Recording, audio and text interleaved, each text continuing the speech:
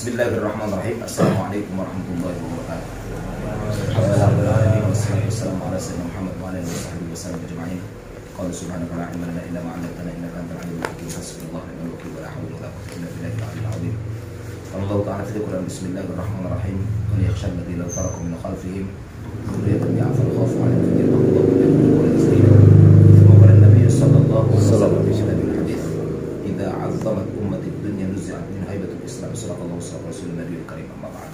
Sebelum baik yang dimuliakan Allah, kemudian para kaum muslimin rahimakumullah yang Allah Ta'ala cintai, kepada Allah Ta'ala kita panjatkan segenap puji dan puji alhamdulillah.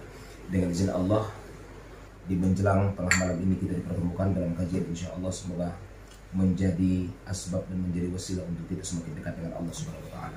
Selawat dan salam kita hadiahkan kepada pengkodan kita Muhammad sallallahu alaihi wasallam. Allahumma shalli wa sallim ala sayyidina Muhammad wa ala ali Muhammad. Baik, kita lanjutkan ta'lim kita. Hadisnya qala Nabi sallallahu alaihi wasallam, "Idza 'azzamat ummatid dunya luzi'at minhu haibatul Islam." Ketika umatku membanggakan dunia. Ketika umatku membanggakan dunia. Ketika umatku membanggakan dunia, luzi'at minha haibatul Islam, maka dicabutlah dari hati mereka keagungan Islam. Maka dicabutlah dari hati mereka keagungan Islam. Maka dicabutlah dari hati mereka keagungan Islam. Wa idza tarakatil amra bil ma'ruf wan nahyi 'anil munkar, dan saat umatku meninggalkan amar ma'ruf nahi munkar, hurimat barakatul wahyi, maka diharamkanlah keberkahan Al-Qur'an. Maka diharamkanlah keberkahan Al-Qur'an. Diharamkan apa? Ya, keberkahan Al-Quran. Rawahu Tirmidzi.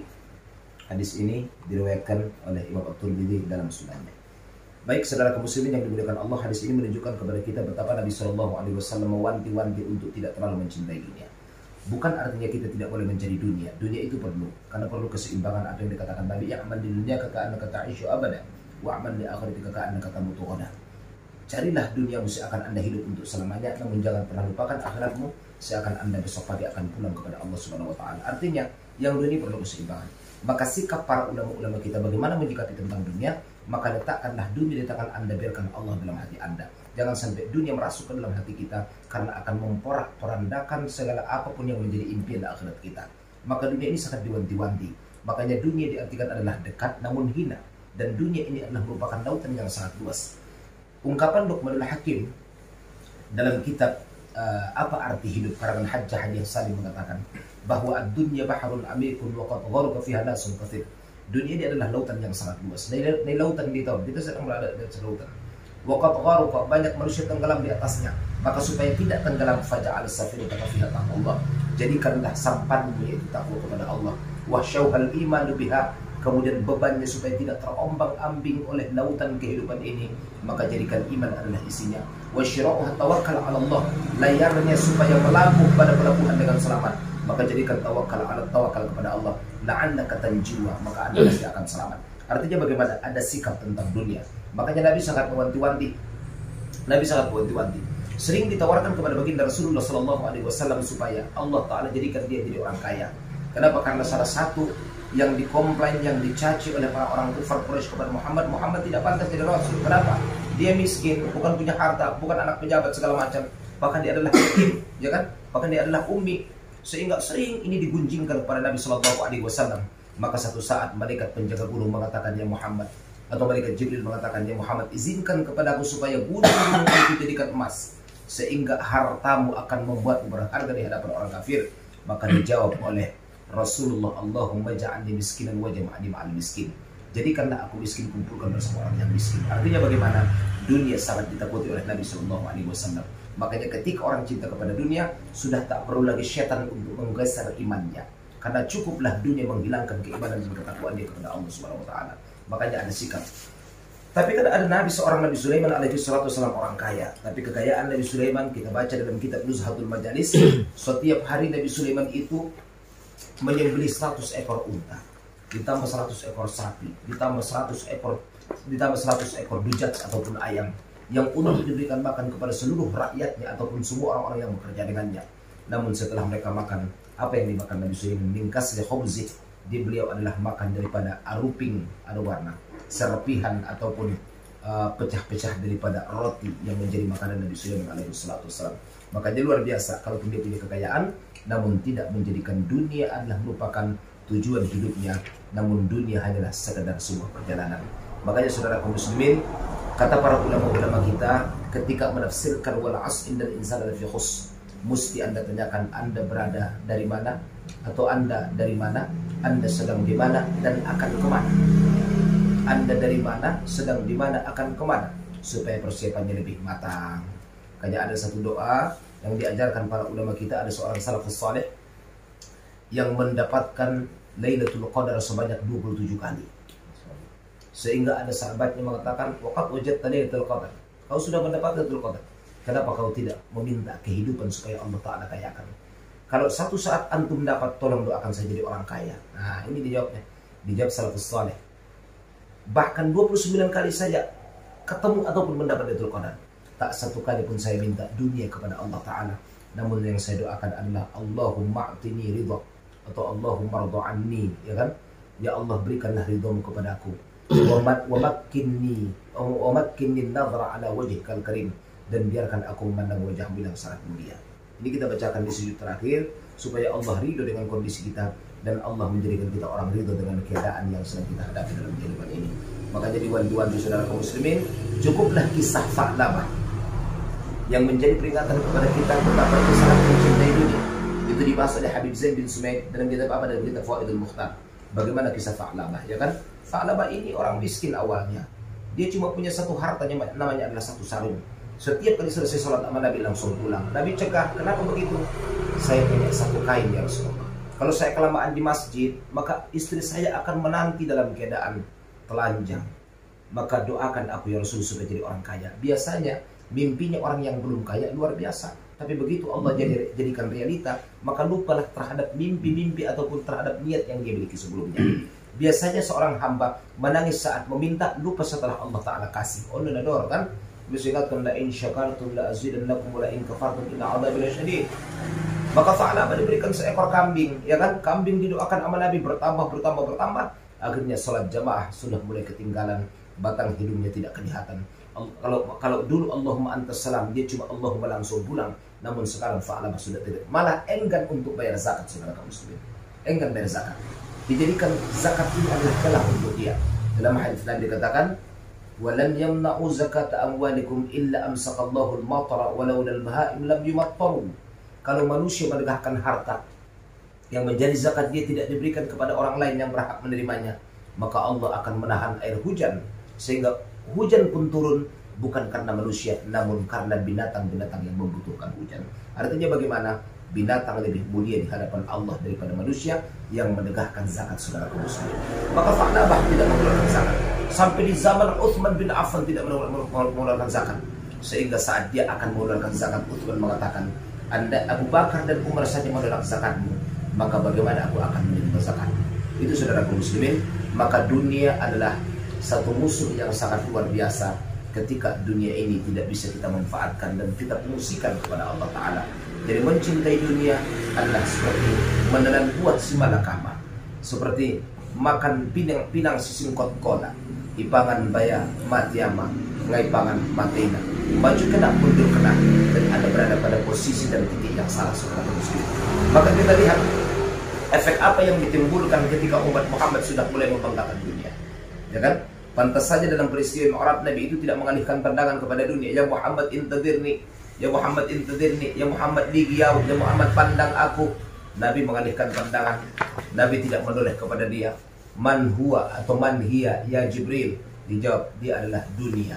Andaikan kau menetap dunia pada saat itu ya Muhammad, maka umatmu semua akan cinta kepada dunia. Tak kau tetap saja umatmu sangat cinta kepada dunia. Nabi tidak melihatnya, saudara kaum muslimin. Maka boleh kita kaya, tapi jadikan kekayaan Anda jembatan untuk mendekat kepada Allah Subhanahu wa Ta'ala. Karena Islam mesti kaya, perlu infak, perlu sedekah, dan perlu menebusi pertapakan. Itu saudara kaum muslimin yang dimuliakan Allah. Efek apa yang ditimbulkan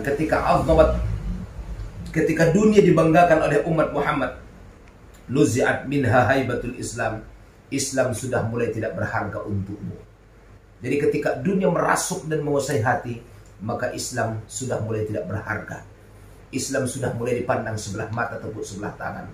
Islam hanya dijadikan sebagai agama-agama saja, bukan agama yang akan mengantarkan kepada Allah Subhanahu wa taala. Kemudian, wa idza tarakatil amra bil ma'ruf wa nahya 'anil munkar, qaribat barakatul wahyi. Ketika ditinggalkan amar ma'ruf nahi munkar, maka akan dicabutlah keberkahan daripada Al-Qur'an, saudara kaum muslimin. Kita tahu bagaimana keberkahan Al-Qur'an. Dalam hadis Nabi, "Nawwiru manazilakum bis salati wa tilawatil Qur'an." Cahaya dalam kehidupan kita dan obat gelisah yang paling luar biasa, ya kan? Yaitu untaian bacaan Al-Quran. Orang yang baca Quran, insya Allah, Allah tutup 99 pintu daripada kecelakaan. Dan yang paling inti atau paling kecil, ya kan, adalah pintu kegelisahan dalam hati. Maka kenapa muncul penyakit cukcet? Indah unjungna tenang asal pesu ita malakna miskinna ita malakna susahna. Tak ada cerita indah dalam kehidupan kita karena Anda kurang membaca Al-Qur'annya Allah Subhanahu wa taala. Makna yang dikandung setiap hurufnya, setiap Al-Qur'an adalah, setiap perkalimatnya adalah 47.750 arti. Ya kan?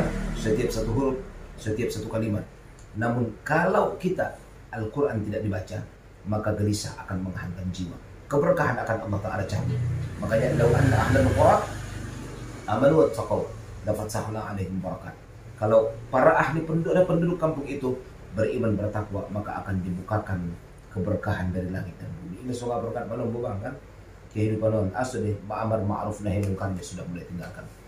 On zaman na mulai sip mon aso dogil peiba sip kalak, ya kan? Sondi pe maksiat di sip kalak, ngarong kalak na humbe, amar ma'ruf nahi munkar mulai hilang. Dan siapa yang paling disalahkan? Kalangan para ulama-ulama. Makanya kata Imam Syafi'i, banyaknya musibah terjadi di mana-mana bukan karena banyaknya orang bodoh, tapi karena diamnya para ulama dari kebodohan itu.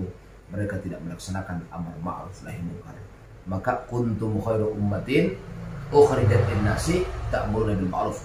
Umat Muhammad dipilih menjadi umat terbaik karena mereka melaksanakan amar ma'ruf nahi munkar. Itu dalam surat An-Nisa. Baik, kita lanjutkan hadis selanjutnya. Bismillahirrahmanirrahim. Idza qulta li sahibika yaumil jum'ati ansik. Ketika Anda berkata kepada temanmu pada hari Jumat di masjid, ceritanya. Ketika Anda berkata kepada temanmu di hari Jumat atau ketika sholat Jumat maksudnya, ansik, diam engkau. Sibkoh bikin manusia kan. Wal imamu yakhtubu, sementara imam sedang menyampaikan khutbah. Faqad laghauta, maka sia-sialah Jumatmu. Faqad laghauta, maka sia-sialah Jumatmu. Rahul Bukhari. Baik. Jumat adalah bagian daripada kewajiban, sepakat para ulama hukumnya adalah fardu ain, ya kan? Maka siapa yang tidak melaksanakan Jumat banyak ancaman, termasuk man taraka salata muta'ammidan faqad kafara biha. Begitu khatib sudah naik ke mimbar, ini bahasanya wal imamu yakhthub, berarti khatibnya imam dong, imamnya khatib dong. Sementara yang kita temukan di sini, khatib siapa, imam siapa, apalagi di kampung. Khatibnya beda, imamnya beda. Sebenarnya bagaimanakah tatanan hukum dalam hal ini? Dalam kitab Al-Mawsu' Al-Fiqh Al-Kuwaitiyah, ya kan? Ketika membahas sholat Jumat, maka dalam madhab Syafi'i dibolehkan berbeda khatib dan imam. Tapi dalam madhab Maliki, mesti siapa yang jadi khatib, mesti dia yang menjadi imam. Ini rujukannya, ya kan? Tapi dalam madhab Syafi'i dibolehkan beda khatib, beda imam. Tapi dalam madhab Maliki, siapa yang khatib, mesti imam. Karena wal imamu yakhtub. Wal imamu yakhtub. Kemudian, kedudukan orang yang mendapatkan Jumat itu berbeda-beda. Ada orang dapat seekor onta, ada orang dapat seekor sapi. Dan ketika khatibnya naik ke mimbar, maka pembukuan pun akan ditutup. Sehingga yang datang ke masjid setelah khatib di mimbar sudah tidak terhitung mendapat apa-apa. Landang hanya sekedar melepaskan sebuah kewajiban. Awan de pemal. Dapat ding Jumat sini besok ini oleh. Nasunyo kalau mendapat untung, ayo kan? Nah, jadi memang susah, luar biasa. Makanya Jumat ini adalah sekali dalam seminggu, sekali dalam satu ahad, namanya Sayyidul Ayyam. Kelebihan apa yang dimiliki Jumat? Semua jadi barakah, betul.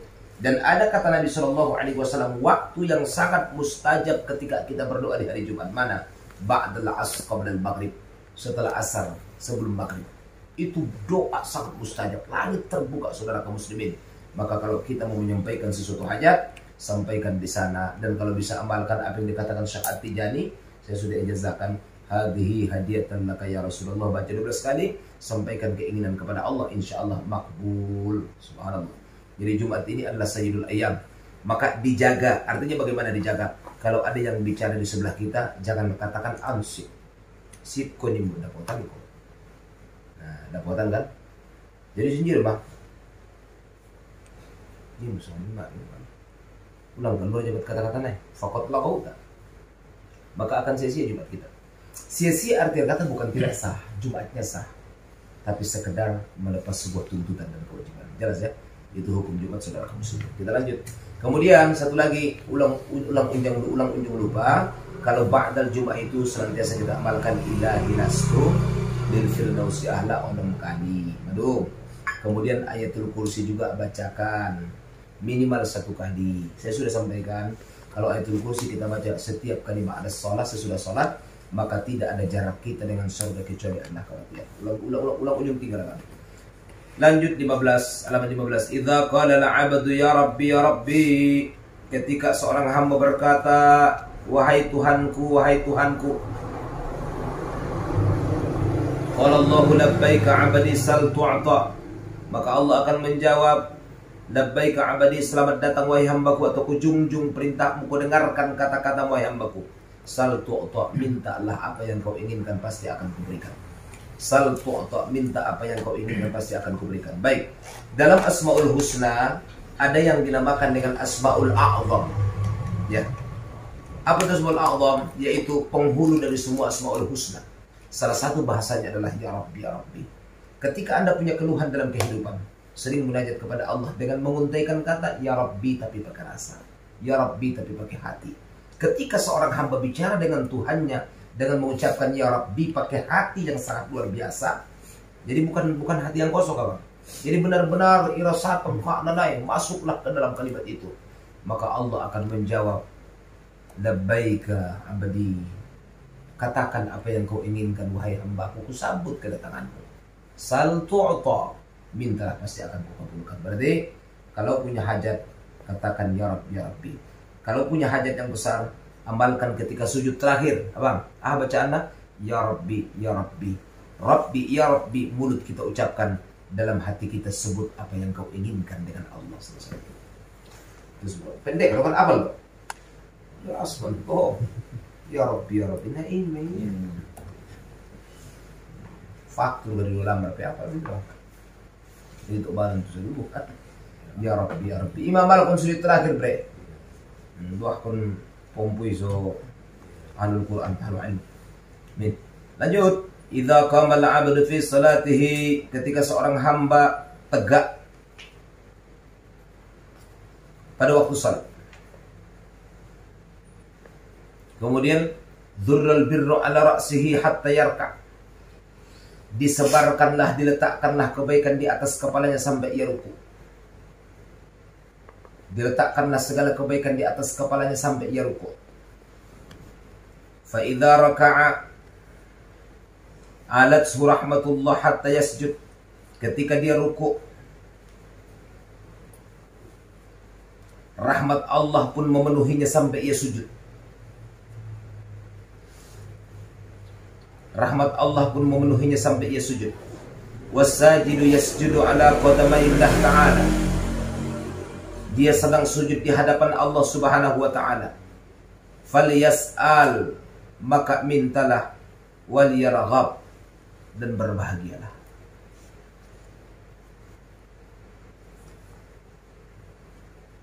Baik.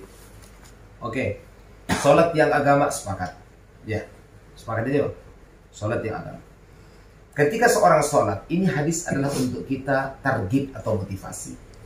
Seakan saat kita melaksanakan ibadah salat itu, maka seluruh kebaikan apapun yang kita minta dan kita harapkan akan Allah Ta'ala letakkan di atas kepala kita. Tadi saya sampaikan di Ciputat, ya kan? Berusaha ikhlas sekecil apapun ibadah yang Anda lakukan. Ada sahabat Nabi namanya Abi Dzar Al-Ghifari. Siapa?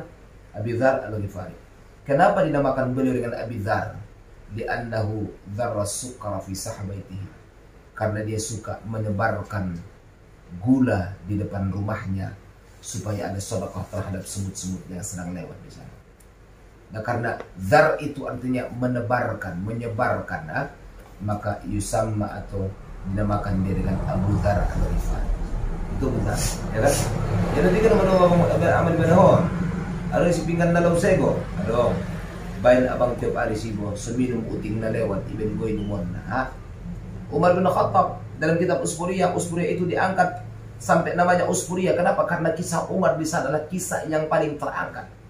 Dia melepaskan seekor burung yang dipegang oleh seorang anak. Kemudian dia beli, dia tebus dan dilepaskan itu burung. Itu yang membuat dia sangat Allah cintai setelah kematiannya. Gara-gara burung, saudara kaum muslimin. Padahal julukan beliau adalah Mufkidul Aramila wal Aitama. Orang yang menghilangkan perasaan janda dan anak yatim saat hidupnya Umar bin Khattab. Kenapa? Setiap malam patroli, ambil Baitul Mal, bawa gandum ke depan rumah anak yatim dan janda, tapi mereka tidak tahu siapa yang memindahkan itu gandum ke hadapan rumah mereka. Tapi begitu Umar bin Khattab meninggal dunia, sudah tidak ada lagi gandum ditemukan di depan rumahnya, sampai beliau julukannya Mufkidul Aitama wal Aramil, orang yang menghilangkan perasaan seorang janda dan orang yang mampu menghilangkan perasaan seorang yatim. Itu Umar bin Khattab. Nah, orang sholat, ya kan, ketika dia tegak berdiri di hadapan Allah, seluruh kebaikan sudah Allah letakkan di atas kepala dia. Kebaikan namanya bir, sudah namanya bir. Ketika ruku, bir itu berubah jadi rahmat. Ketika ruku, ya kan, sampai kapan? Sampai dia sujud. Bir kebaikan, rahmat, kasih sayang. Tegaknya di atas kepala dia adalah bir. Ketika ruku di atas pundak dia adalah rahmat sampai ia sujud. Ketika ia sujud di hadapan Allah, dia sedang bersujud, maka kata Allah, wal yas'al wal yarqa, minta yang kau inginkan, silahkan berbahagia wahai hambaku. Ada maksudnya bang, berarti bang waktu jongjong tempat na mustajab, ruku tempat na mustajab, mendung adung di si jodohna, di jongjong nai bir kebaikan, segala kebaikan ada di sana. Di ruku nai sampai sujud nai adong rahmat di Allah di si. Nah, ketika sujud di hadapan Allah, tinggal satu terakhir. Ghayatul ghayahnya adalah Allah suruh kepada kita, mintalah apa yang kau inginkan. Apa yang dimaksud? Dalil sujud terakhir adalah saatnya Anda bermohon kepada Allah apa yang Anda inginkan. Tadi bentuk maksud itu, ya kan? Tadi ya kan, wasajid yasud ala qadami rabbi. Orang yang sujud sedang sujud di hadapan Tuhannya. Mengerti kan bang? Di bawah tumit kaki Tuhannya, kan? Cuma ulang bahasa, ulang mustabih. Dia sedang sujud di hadapan Tuhannya. Dan Tuhannya sedang berkata, minta apa yang kau inginkan pasti akan dikabulkan. Apalagi udah. Berarti di sujud terakhir pay doa bang. Aso. Madong mentong birna kebaikan na. Madong marahmat na tinggal mangido doma. Allah. Kebaikan dari waktu jongjong. Rahmat di waktu ruku sampai di waktu ruku. Di sujud naik waktu mangido. Falias alwal yarqab. Pasti Allah kabulkan sekarang. Yung anong bukid jibat itu pamagidoon sa iyo, no? Inusobolak doon itu Tuhan ang palangamang ito siya. Sila kasumbong, nalak masaraman doa. Lanjut. Idza qara'a ibnu Adam as-sajadata fasajada. Ketika manusia membaca surah as-sajadah,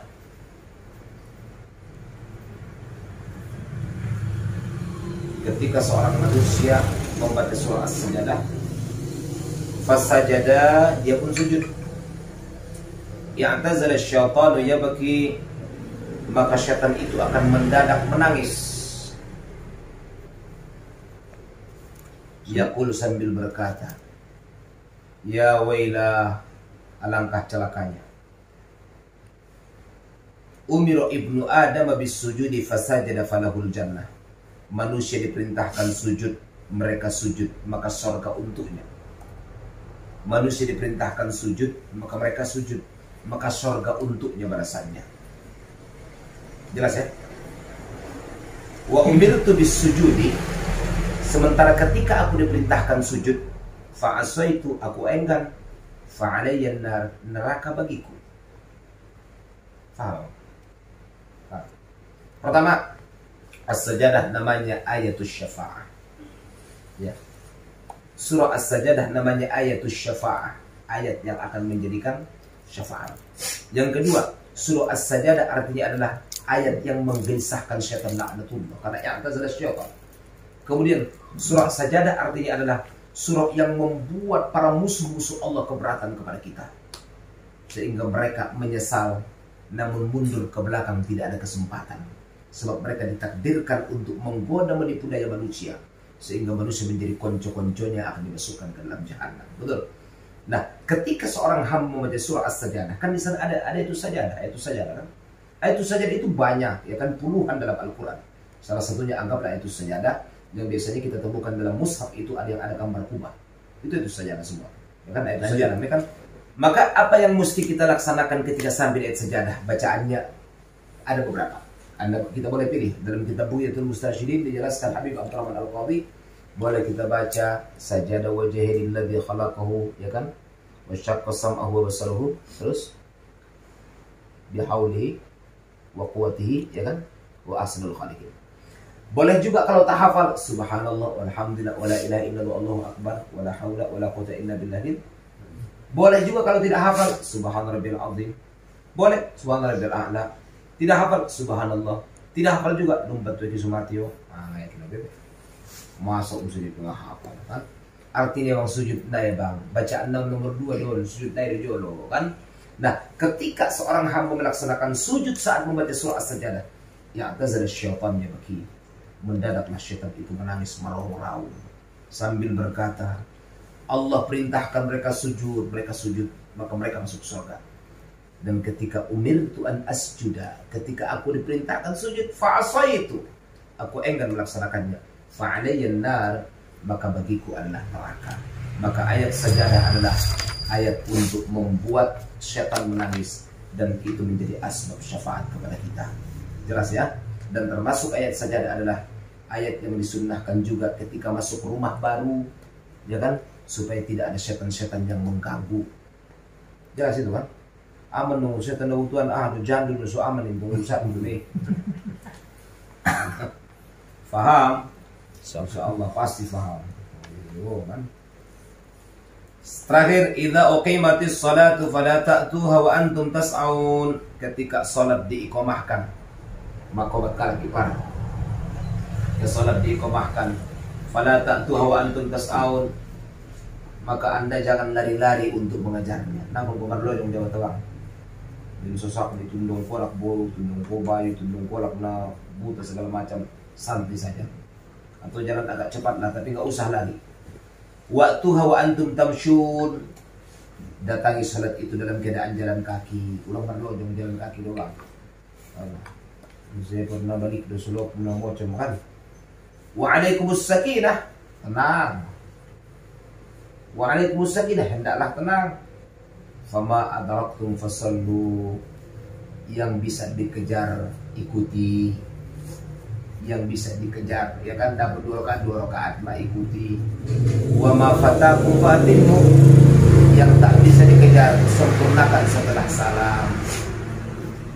Yang tak bisa dikejar sempurnakan setelah salam.